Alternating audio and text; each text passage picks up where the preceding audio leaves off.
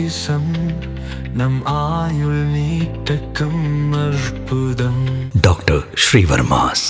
சேலம் மாவட்டம் மேட்டூரில் சாலையோரம் நடந்து சென்ற பெண் மீது ஆட்டோ மோதி கவிழ்ந்ததில் 8 பேர் காயமடைந்துள்ளனர். மேட்டூர் 23வது நேரு தெருவில் உள்ள கிறிஸ்தவ தேவாலயத்திற்கு சென்றுவிட்டு கண்ணன் என்பவரது ஆட்டோவில் பாவாயி, கோவிந்தம்மாள், செல்லப்பன், காந்தாயி, ராசம்மாள், ஆசனா உள்ளிட்டோர் வீடு திரும்பியுள்ளனர்.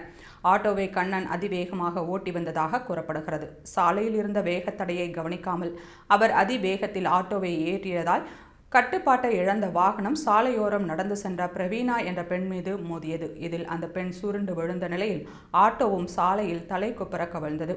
இந்த விபத்தில் ஆட்டோ ஓட்டுநர் உட்பட 7 பேர் மற்றும் சாலையில் நடந்து சென்ற பிரவீனா என மொத்தம் 8 பேர் காயமடைந்தனர். சம்பவ இடத்தில் கூடியிருந்த பொதுமக்கள் காயமடைந்தவர்களை உடனடியாக மீட்டு மருத்துவமனைக்கு அனுப்பி வைத்தனர். இது தொடர்பாக மேட்டூர் போலீசார் வழக்கு பதிவு செய்து விசாரணை நடத்தி வருகின்றனர். பிரவீனா மீது ஆட்டோ மோதி கவிழும் CCTV காட்சிகள் வெளியாகி பரபரப்பை ஏற்படுத்தியுள்ளது.